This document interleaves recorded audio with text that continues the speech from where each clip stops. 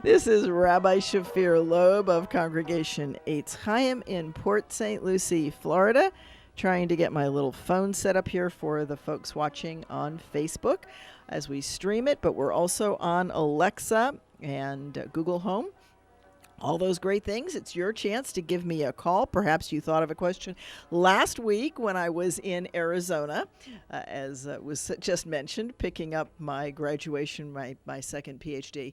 But please give me a phone call at 772-340-1590, and I'll be glad to answer a question for you. Yeah, we got questions last week. You got questions last week? Show. Oh, yeah. Oh, on a repeat show. Yeah, that happens all the time. Oh, yeah, sure. That's too funny. I'm sorry about that. So if you had those questions, please call in now. Give me a call at 772-340-1590. So which one did you play? The one from the previous week, Oh. so it made a lot of sense. Yeah. Now, so how was the Valley of the Sun? The Valley of the Sun was really great. I have to tell you that one of the things that I really enjoy seeing from there is the Swaro. I love Swaro. Oh, yeah, me too. I absolutely love Swaro. And so that's kind of cool. That's a cool thing. Yeah, Swaro, of course, grow only in the Sonoran Desert. And, it's interesting that that's one of the symbols of the Southwest. And it comes right out of the Sonoran Desert. Sure. Well, our old television station, KVOA, some of their photography is just absolutely amazing, as is like Channel 12 up in Phoenix. It does a great job with some of those landscape pictures. Oh, some of the stuff is gorgeous. I got some beautiful pictures. We went up to Sedona for a day and visited. Ooh, I love Sedona. Yeah. A good friend of mine, Smicha's sister. All right, somebody who was ordained the same year that I was. Okay. We call ourselves Smicha sisters. And Smicha is ordination in Hebrew. Okay. And so she was ordained the same year I was, and her congregation, she's been there for 14 years. She went to Sedona at about the same time, shortly after I went to Tucson. And, so we visited with her and got to tour her synagogue. It was actually the first time I'd been in her synagogue. I'd seen the pictures that were on the website and, those other kinds of photos, but we actually got to see it. And her synagogue is a beautiful piece of work. Sedona, of course, has a lot of artists that live in it. And so it's not surprising that their building would be a very artistic kind of building. Sedona and Santa Fe, New Mexico are artist colonies, basically. Right. Yeah, Tubac. And yeah. Oh, yeah. Yeah, right. Yeah. There's a number of places. Sure. I actually wish we had an artist colony in our area. I know we've got a handful of artists, and I hope that we'll see some at the Expo and again at our Art and Craft Festival. Those are things coming up. So if that's a good time to coming up make quickly. a plug for make a plug for the Expo. The Expo is November. Now I have a problem. Either 15th or 17th, something like that, whichever is the Sunday in the middle of November. It's before Thanksgiving, so you can start early shopping if you're shopping for the holidays, regardless of which holiday you're shopping for. And if you'd like to be a vendor, please contact us as well. We're taking those reservations. And that'll be at the Port St. Lucie Community Center on Aroso Boulevard in November. And it's a great chance. It's our second annual, so it's a really good event. And then, of course, we do have the Art and Craft Festival, 2 shows, and then a Direct Seller Fest as well in February. Those are all great events. You can check them out on our website, www.eitzchayim.org, eitzchayim.org. And so it was great to go back out to see that. And we also went and did a little bit of touring.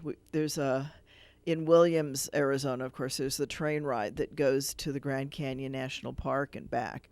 So we got to collect the dust between Williams and the Grand Canyon. Oh, okay. And I had a root beer float. I don't do that very often, but I gave in to, they had a Sioux City Sarsaparilla root beer float. I gave in. Okay. I confess. And, and we took the little bus ride, which none of that really shows you the Grand Canyon. It's like it's it's like scratch and sniff. A sliver of yeah, the Grand sliver Canyon. of the Grand Yes, Canyon. yes, yeah. So I'm hoping to get back again. I really do want to. I want to really do a Grand Canyon tour. I haven't done that. Never did that when it's the old story. You don't do these things when you live somewhere because you don't take off from work to see what's local, right? So you only take off from work to do what's distance. It's the same thing as an expert, right? An expert's only an expert if they're from more than 12 miles away. Carol did a mule trip. The donkey down. Halfway down. And she said it's just absolutely mind-boggling. Yeah. It's a totally different experience than sitting up on the little paved route. See, that would be my idea. Or Bright Angel Lodge, I guess. Yeah. They're putting in a whole new facility. The tour guide was saying that it's a limited number of rooms, but it's a luxury resort that's going in the park. Yes, I read about that. And, I mean, the earth-moving equipment that was in there was impressive. And I know earth-moving equipment, actually, because I used to design earth-mover tires when I worked for Goodyear in my checkered career. Okay. Yeah. Well, mostly I worked on aircraft tires and on light truck tires, but I also did a brief stint in earth-mover tires. I have a couple. Those things are huge. They are huge. They're bigger than I am. And I actually had a T-shirt on it that said OTR Engineering because, I'm 5 foot nothing, right? 5'2", eyes of blue. And, so I wasn't very big going out into the mine. I can stand inside the tires quite easily, thank you. And it's hard to be taken seriously. So, and you're not going to wear a suit to a copper mine. It's just not done. It doesn't work. And so, and of course, you were in the Copper State. And I was in the Copper State. Well, so formally, yeah. So all of these things, and so yeah. So I had a shirt, and I've got it somewhere. And it has a big earth mover vehicle on it. That's funny. OTR Engineering. Yeah, that's cute. Yeah, and then a great big tire on the other side. So that was part of my uniform when I worked at Goodyear. My crazy career. I look back and I can say that it really changed the kind of rabbi I would have been had I done my original plan, which is to go right from college into seminary, and which is a very typical kind of path if you want to spend a career as a rabbi. Then it kind of makes sense to do it right away. And my life got interrupted when my dad died, and I had to drop out of rabbinical school, and I went all over the place. I was a flight instructor. That's how I met my husband, and from there, he and I had this long discussion about it's getting risky for community assets, for the shared assets, to be a flight instructor because if anybody gets in an accident down the road, they were crazy. They were suing their primary flight instructor. Yeah. Right. I can see that. Yeah, I can see that. In the wake of Thurman Munson's crash, right? Sure. And we just looked at each other and said, that's not fair. Plus, here's the other side effect. Flight instructors work evenings, weekends, holidays, because that's when the people who work 9-to-5 jobs are off. And I never saw my husband, right? Because he was working the 9-to-5 when I was clear, and all my busy times were his work times, or his free times rather. And so we had a long family talk, and I decided to go ahead and use the engineering degree that I was working on anyway, more for knowledge than for a career, and change horses and start flying a desk. And so I did. I started flying a desk, and that was one of the downturn times in our economy, but it was very easy for a female engineer to get job offers. I had 6 of them. And I had male classmates who couldn't get a job. And I was like, guys, you got, companies, you got to look at these guys. I'm not any better than they are. I'm just another engineer. Yeah, but you're a woman. But though. I was a woman, right? And Yep, so they were looking to. It was the era when they had to get the numbers changed, and so I was very attractive. I ended up going to Goodyear for the same reasons that I ended up deciding to be an engineer. Yep. And then I worked on aircraft parts because they sort of thought I knew a little bit about flying and could talk to flying people and things like that. And, it was a great time. It was a great time. And then I ended up eventually in light truck. Went aircraft to heavy earth mover equipment to light truck and failure analysis. And I did some work in the factory as well, tech service in the factory. And So how much, let's see, I'm trying to think of when the copper mines really slowed down or shut down in Arizona. Wasn't that the 80s? Somewhere in late there, 80s or something like yeah, that? of course, there's a new one trying to get going right now, right, just to the south of Tucson. I have not checked recently to see what status they were. They were working their way through the procedures and there's a huge mine in Nevada I was reading about on CNBC, New Earth. Yeah. Yeah. It's a huge find there in Nevada, and that would be great because, then we're not relying on China. Yeah, well, we're all kind of interconnected, and this is one planet. You'd never know it, by the way. Maybe not for long. Yeah. It's not going to survive in pieces, let me tell you. So, shattered, it's going to end up being a moon to Saturn or something. But, yeah, hopefully we get a little bit smarter before we get there. But who knows? So, yeah, I did that, and then I left Goodyear to go back to rabbinical school and became a rabbi. And was a rabbi I did a little bit as a chaplain in the hospital in Akron. And okay. Yeah. we lived in Canton, and then the congregation in Arizona contacted me. That's a whole funny story unto itself. But I went out to Arizona, and I can remember calling my husband and saying, "Oh, it's so gorgeous here," and his opening words were, "It's too hot." Yeah. Yes. And I said, "I hear you. Let's talk in the morning." And they said, let me at least hear what they're offering, and let's see what the deal is. And that's just a couple of months a year, though, when it's really well, hot. You're right. We only ran the air conditioner in June or July. Mm-hmm. Maybe, Us too. Maybe a little bit in August. And other than that, I miss being able to have the doors open.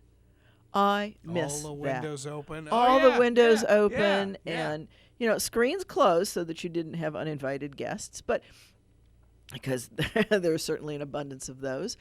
But the doors were open, the screens were in place, and the air just went through the house. And when it would rain, there's a distinct, beautiful smell of rain in the desert, and that's the creosote. That just smells so spectacular when it's wet. And, so I do miss that. I miss that. And every, right now we're in monsoon, so we would have been using the air conditioner, and we did use the air conditioner, except for the train ride. But, right, we use the air conditioner in the car and in the hotel and in all those places in the buildings.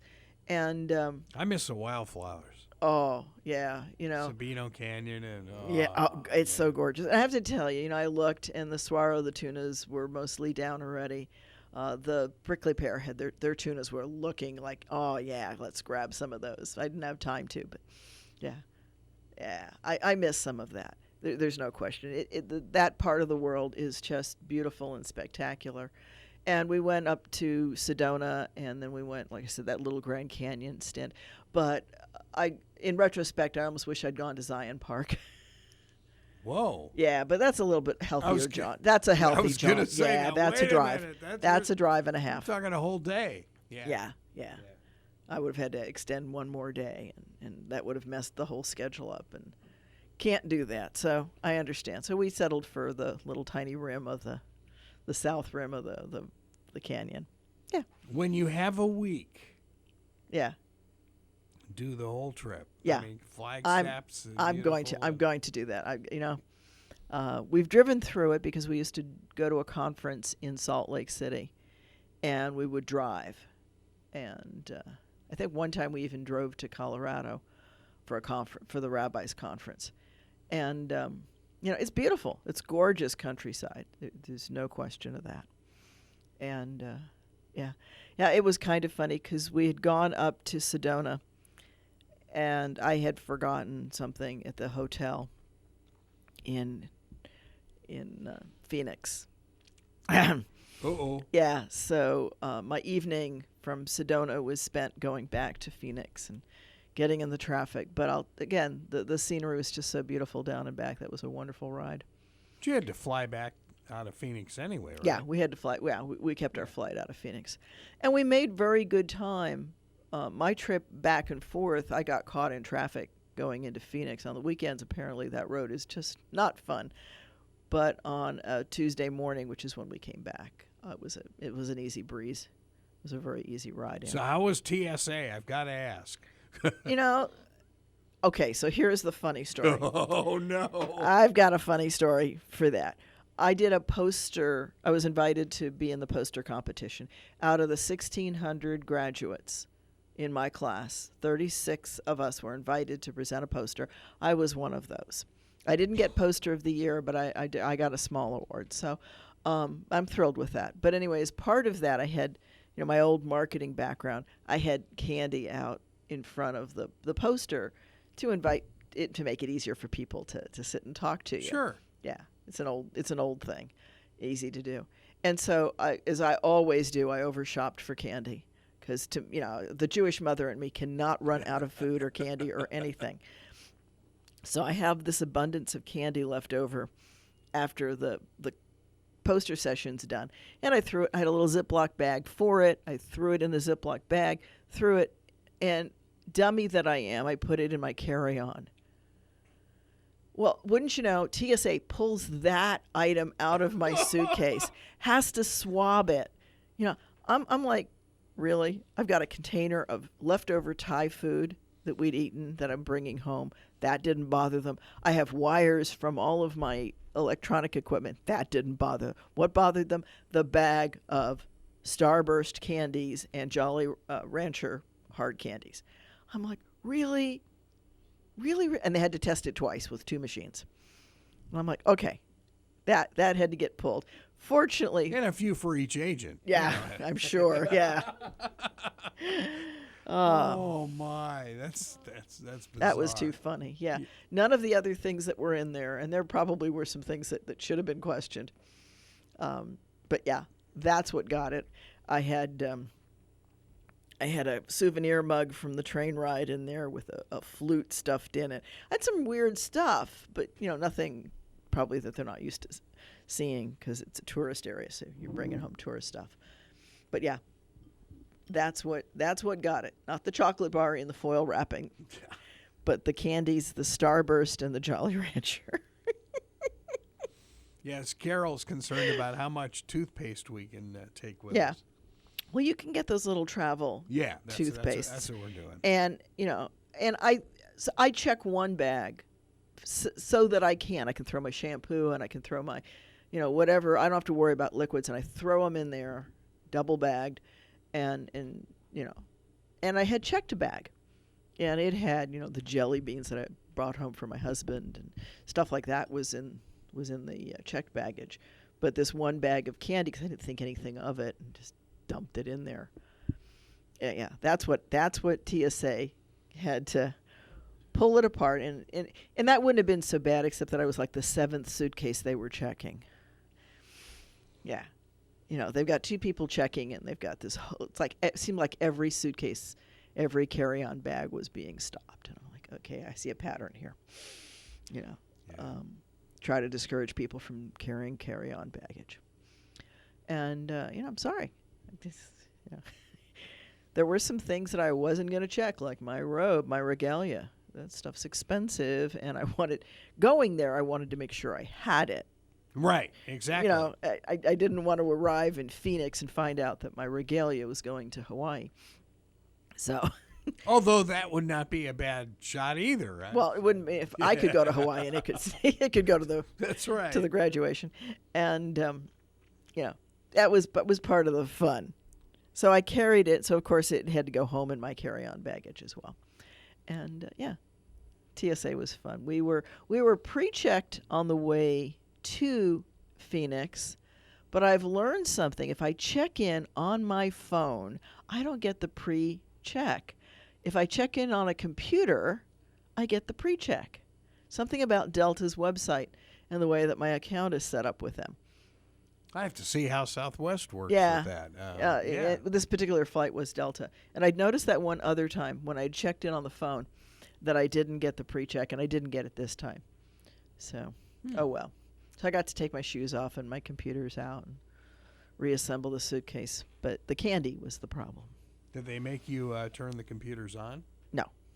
Really? Oh, Yeah. okay. No, they don't do that. They just check it in the... Okay. Well, that's cool. When I went to Israel, I had to turn everything electronic on. Yeah. And I had to show the camera working and, yeah. Oh, yeah. Oh, yeah. Yeah, that was... And I remember that because I had a fair amount of equipment. I always travel with equipment. Now, were you flying El Al? Yeah, actually. Yeah. Well, their security Oh, yeah. people Yeah.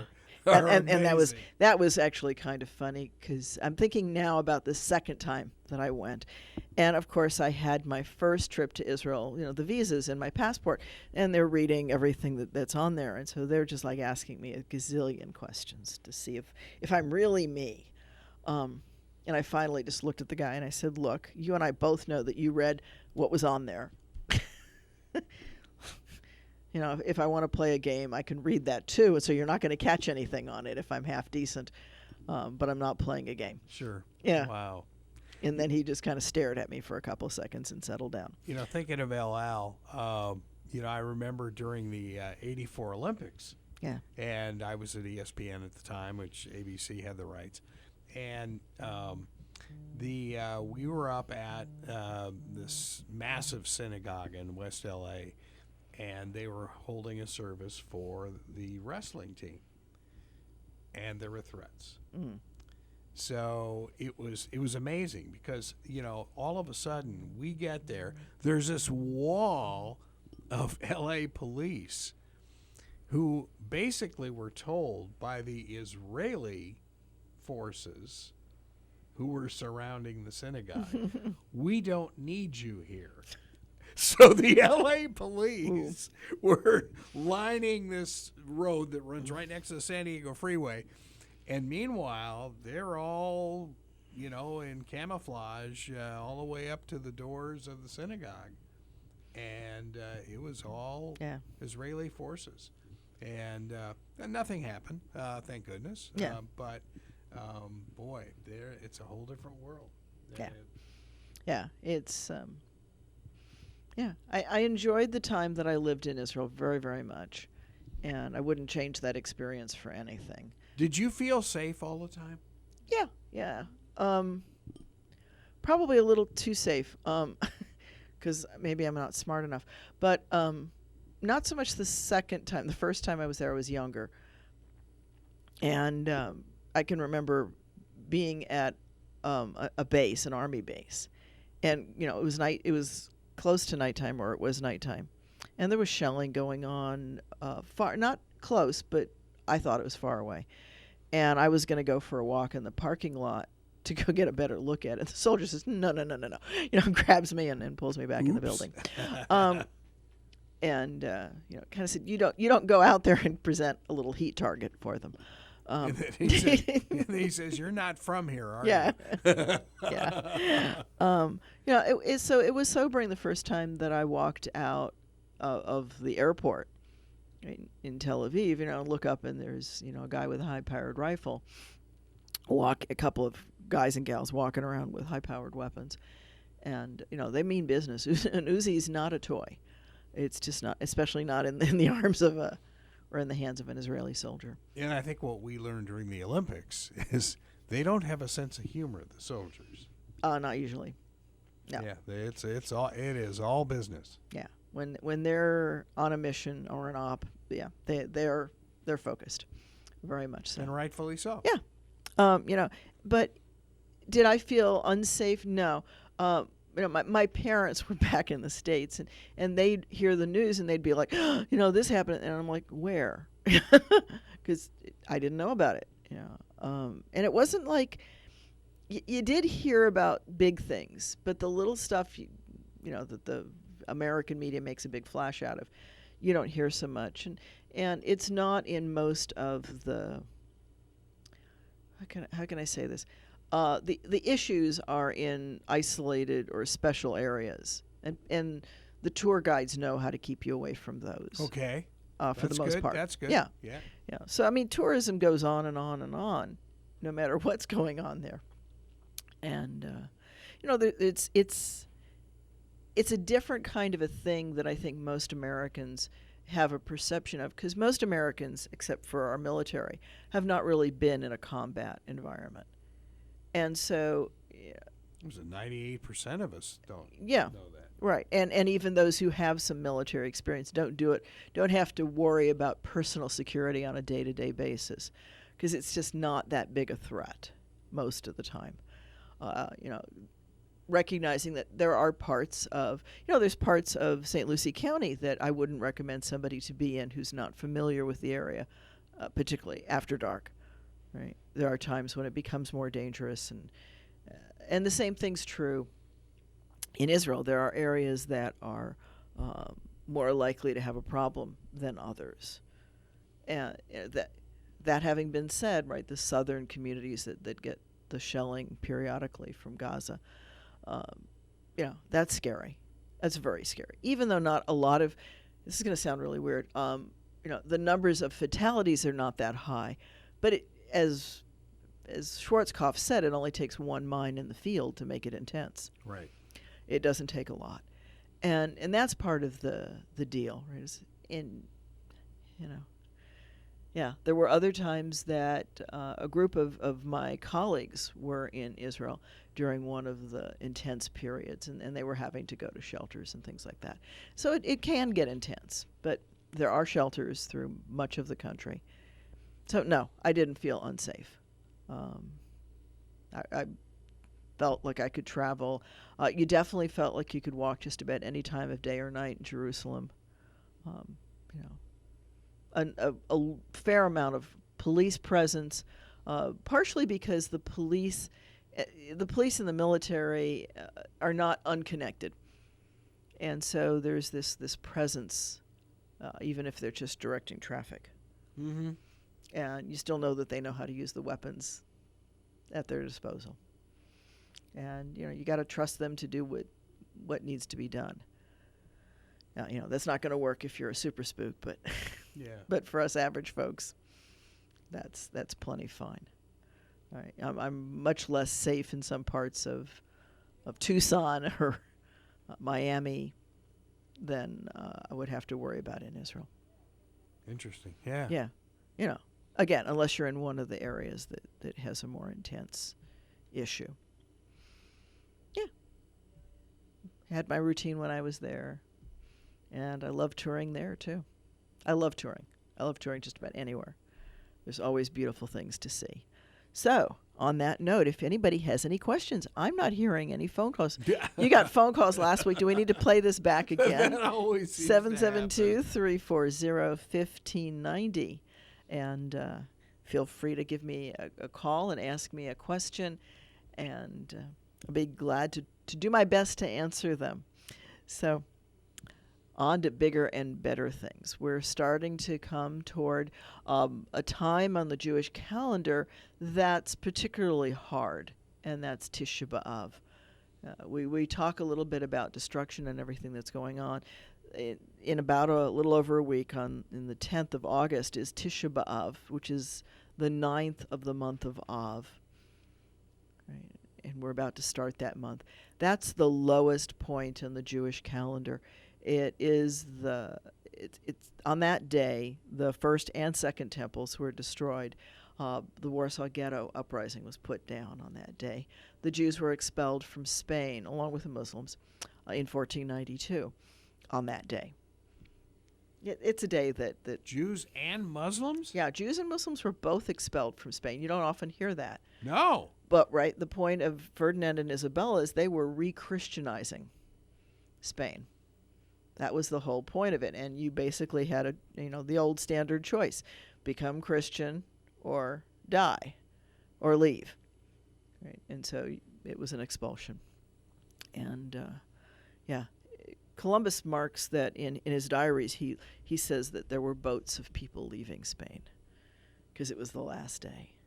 As they were leaving the harbor on their trip, he could see the other people leaving as well.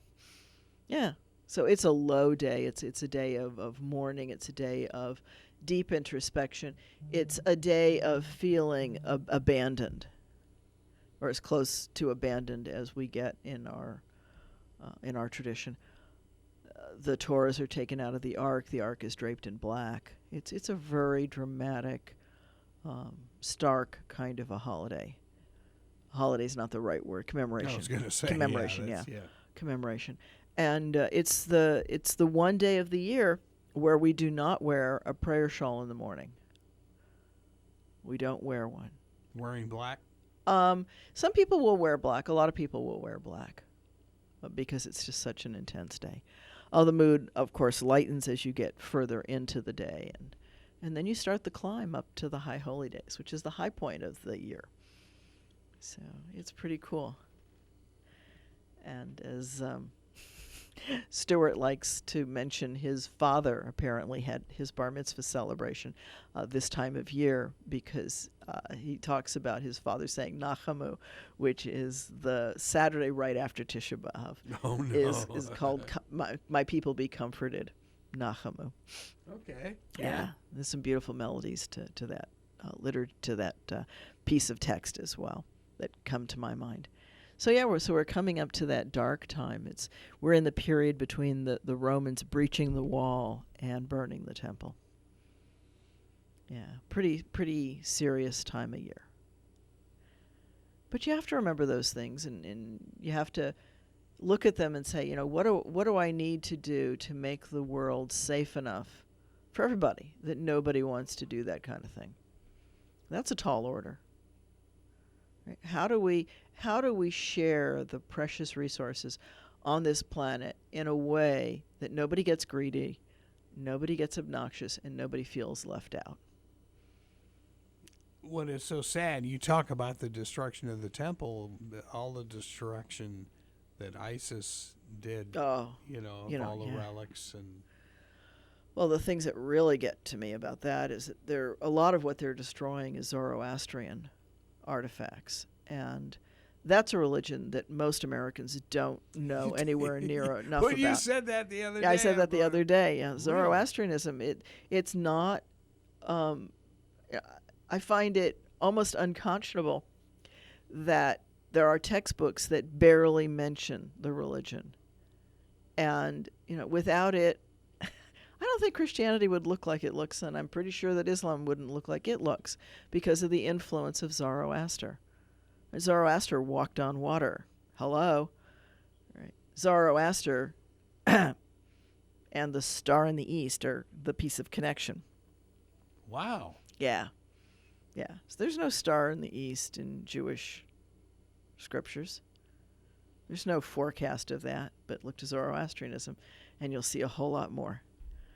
So, yeah, and Alexander the Great, right, when he conquered the then known world and traded with people on the Silk Road, there's a cute song that I play for my philosophy classes, which is talks about I'm Aristotle. I taught Alexander the Great, and the line in there is, well, he went to these lands and he mixed up the traditions a little bit. Yeah, a little bit. He homogenized them. Right? He took them and kind of blended them very well. And so a lot of these ideas come in as an overlay into Western religions coming through from the height of Zoroastrianism. And yet when I mention it in class, people go, huh? Well, yeah. Right? Don't know much about it. Well, I hadn't heard it since the 60s, so yeah.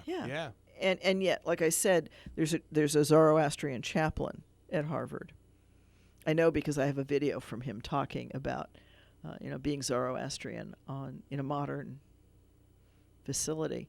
There's a couple fire temples that are around and about in America, but it's a quiet religion unless you get to know a lot about it, and very ancient, very, very ancient. One of the oldest, Cyrus the Great, right, who released the Jews from Babylon, was a Zoroastrian.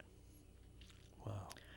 And that, because of his Zoroastrianism, was part of why he was so tolerant of other religions. Yeah. Peace-loving religion. Yeah, much more so. Yeah. Teaching that the world is a battle between the forces of good and the forces of evil. And a lot of people look at it and unfortunately, just as people look at so many other religions and frame it in a sad way, in a way that's not complementary to the religion, which we tend to think of everybody else as being somehow less or not as good as we are. They're just different. It's just a different perspective. And, we're just about at the end of the second semester, a second session of summer semester. Summer is divided up into summer A and summer B. Summer B is just about to close. Yeah, fall semester is on its way. And, so we're having our ending class conclusions. And, one of my comments to my students was, you can see that just about any position can be argued from any philosophy with a few exceptions. You cannot argue for capital punishment from a Kantian perspective because he just did not think there was ever a time that it was justified to do that. Yeah, but just about anything else you could argue. You can argue, I'm not sure where you'd get to with Kant, as I think in the second, with abortion, because depending on how you argue it.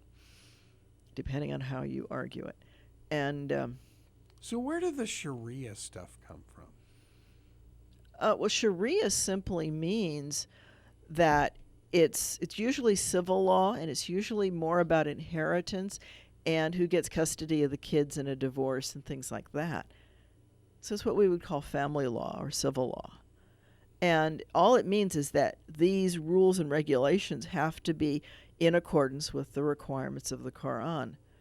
So, that doesn't mean running around and cutting off people's hands. That's a local custom coming out of countries of which there are large Muslim populations. And so in the minds of many Americans, the culture of Afghanistan and Islam become merged. The culture of the back hills of Saudi Arabia and Islam become merged. Now, mind you, God loves Saudi Arabia. The more I'm glad they're our allies, because the only thing worse than having them as an ally is having them as an enemy. I don't think that certainly we would not want to model their government style, but it's a family monarchy, so it's hard when you don't have good checks and balances. So, okay, tracking, you talk about Islam in the Quran. Where did the covering of all the women? And modesty. Look at a nun. Oh, yeah. Right? Catholic? Yes. Right? Look at the biblical pictures of how they envisioned. Look at pictures of Hindus. They're just as covered with different allowances for the heat. But the rule is modesty. Not faces and stuff, though. Well, but if you lived in the desert with the sandstorms. Okay, there you go. Right? Okay. The lawn service guy who does my lawn here and the guy who did it in Tucson both, have towels down the back of their head. Talk about a towel head. It's the towel hanging under the ball cap. And it's done for the same reason. Right? So it's the same reason. Okay. Right? And if you look at a man who's dressed traditionally in Saudi Arabia, not somebody who's dressed in Western, and most of the males are dressed in traditional garbs. They're wearing robes. They're just as covered as the women. And part of that's modesty. Part of that's living in a desert. Having taken the ride from the Grand Canyon back to Williams, I can tell you that it's warm. Yeah. It's warm and the dust flies, and having something to protect your mouth from breathing in the dirt makes sense. I get it. Okay. Yeah. So it's really, that's our, oh my gosh, I want to go to the beach in a bikini. How dare you tell me I have to wear a chador, right? The outer cover. That has more to do with where they are and what's stylish. Yeah. Okay. Okay. I get it. Yeah. No, it makes sense. Yeah. now. I mean, just look at a nun, and you'll see just as much cover up, if not more. Right, because they've got, it's when they wore the habit. I did a trip a couple of years ago down to Peru, and the first thing that struck me as we crossed into South America was all of these nuns in habits running around the airport. And I'm like, I'm not used to seeing that anymore, because the nuns in America don't wear their habits. Right? They'll wear conservative clothes. But, our style, our idea of what's modest is very different from what's modest in Asia and the Middle East. And that's a cultural thing. It's not a religious thing. It was so funny. There was a nun that we ran into down at Barry University, and she was playing ping pong with, one of the athletes. And she's got this spandex outfit. And I'm going, sister, I have never in my life seen anybody dressed like you. She's got a big crucifix that she's wearing and stuff. But it was so funny. And it was like, okay, just never seen that before. Yeah. Yeah. And I was almost embarrassed, and here I am, how old, Yeah. That was crazy. So, so how and what we cover up is more a function of our culture than anything else. Orthodox Jewish women do not show anywhere near as much body as I'm showing here in southern Florida. And I probably wouldn't show as much if I were living in a colder. Yeah, if you were to go to New York City, you'd see that whole right. quadrant. Oh, yeah. Yeah. They are covered. Yeah. And so are the men. Yeah. Oh, yeah. Right. So are the men. Wearing top hats and stuff. Whatever. Their heads, on my heads, I've always got the kippah on. And as people who've bumped into me at Home Depot or Lowe's or Publix or anywhere can tell you, Walmart, I'm wearing the kippah all the time. And people do come up to me because I'm wearing it. So I do continue to wear it. Always, and yes, I have worn it into the pool because I have forgotten it on. I have worn it into the shower or the tub because, it's, and the idea of wearing it is that it's supposed to keep me mindful. Yeah. But I do have my moments. So it's a conversation starter when you're at Walmart? Well, it tells people that they can approach. Right? Yeah. That I'm not incognito, if you will. Do I occasionally forget to put it on? Yeah. If I go and brush my hair in the last minute and, put it down and the phone rings or something and I get distracted, I'm human too. Yeah.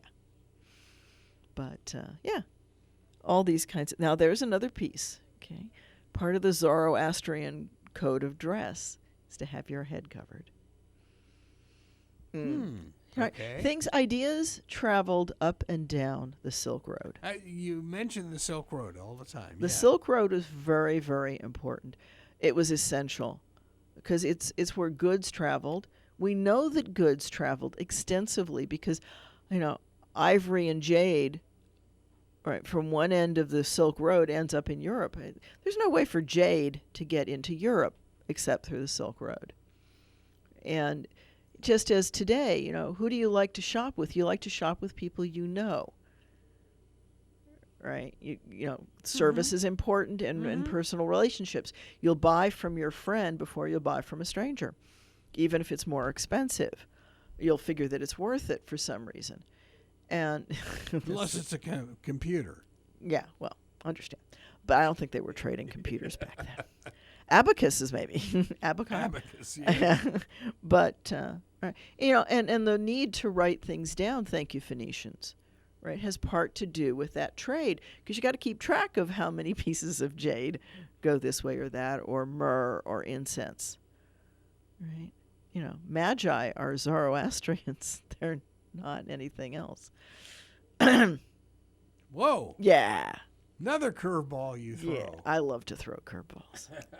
They're more fun. Right, so those are things to, And look at the hats.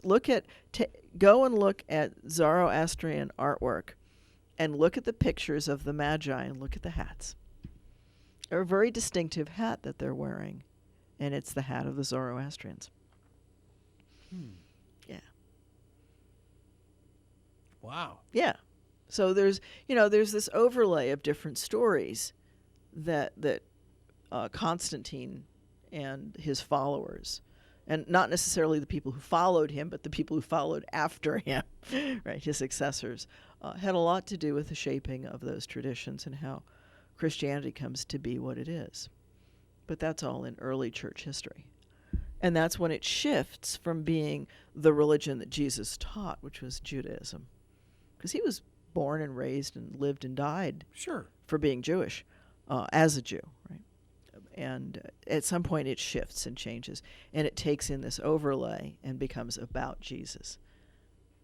And so that's when the religion starts to shift more away from Jesus' roots. And then you get the next overlay, which is Islam, right? Because Muhammad studied with Jews and with Christians and with other monotheists, Zoroastrians, right, that were living in the area. And from that world, he shapes his understanding of the revelation given to him. You know, we're human. We're not going to grab something from Alpha Centauri and bring it in. We're gonna use what we're familiar with. So Zoroastrians and Judaism was actually not predecessor, but I guess you could say that, to Christianity and Muslim? Well, yeah, because Islam is only about 1700 years old. Okay. So it's the last of the Abrahamic. And Christianity, Jesus lived about 2,000 years ago, give or take, depending on how and which church father added what up which way. But it doesn't become the state religion of Rome until after Constantine. Right. Right. So you're dealing with the 300-400s. That's a big gap between 30-ish to 300-ish, 400-ish. It's a huge gap. And there were records kept. There were records kept, burnt, modified, redone, and a lot of them are in the archives of the Vatican that nobody but the Vatican folks can see. The catacombs. Yep. And it'd be really, because they burned the one in Alexandria, the library there got burned.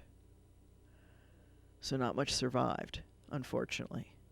Now, we've found some interesting artifacts that were in, like, a Geniza and all those hidden gospel stuff that comes up. And you've got all kinds of groups, right? You've got the Coptic Christians that have a slightly different. And if you look at the Orthodox traditions, you're going to see more of an Eastern influence, a kind of a Hinduism bend. I'm not saying that it's Hinduism, but the art looks more like a Hindu temple. Right, the ornate and the figures and the way that they're displayed looks a lot like some of the Hindu displays or the Chinese displays, even if you go further east. And you look at the vestments of the Orthodox as well as looking Eastern. And as I pointed out last time, it doesn't surprise me. It did at the time. The first time I looked at a fire temple, I went, "Oh my gosh!" How can that be so close to the temple?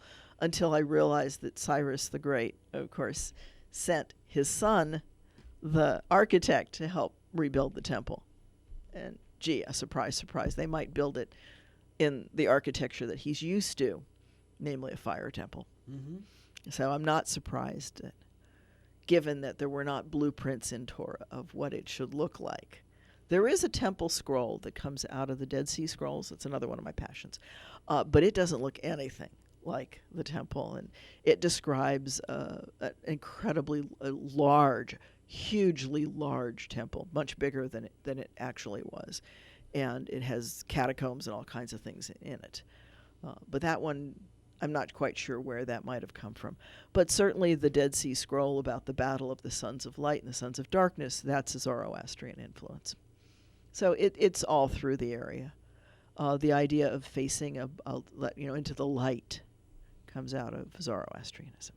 Now, do they have much of a presence in Jerusalem at all? Not so much in Jerusalem, no. Where they have a bigger presence, oddly enough, is India. India and Iran are the two big areas. Well, the Parsi, Persian, is one of the names for Zoroastrians. They scattered, they were dispersed, and there's different versions of it, some of which are called Parsis. So they might even be in Pakistan then. And, they could be. They're all over. Bangladesh They're all over. Yeah. There's a very big, successful group in India. And I show a Zoroastrian wedding in my religion class. I have video of it, and that's a Malaysian group. So, and you can see how they talk about different traditions, and their wedding has an actually interesting piece where the bride and groom bring their hands together, and a sacred thread is tied around them, tying the knot, if you will, where the hands are bound together. Ceremoniously. It's kind of Eastern Orthodox. Greeks do that too. Yeah. Whoa! Here. Okay. Another curveball. Yeah. So to think that religions are isolated, they're not. We've always been borrowing and joining and shifting. The Passover Seder.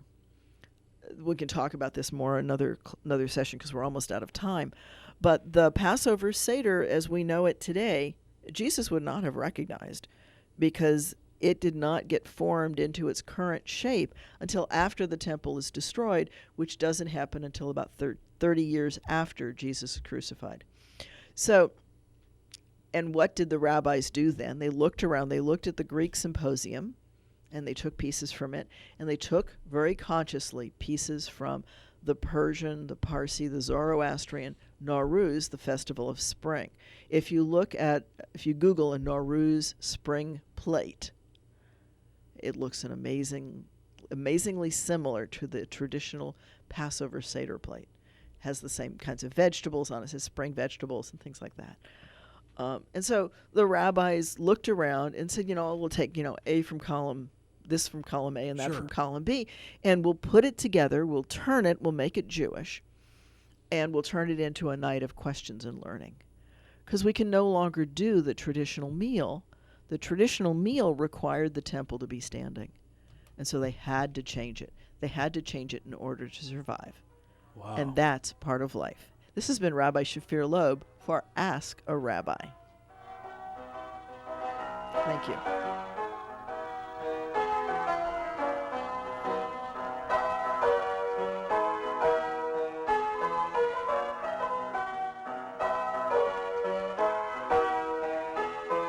Ask the Rabbi Doctor here on WPSL Port St. Lucie. Congratulations again, Rabbi. WPSL Port St. Lucie, WPSL.com, webcaster to the world on Google Home and Alexa.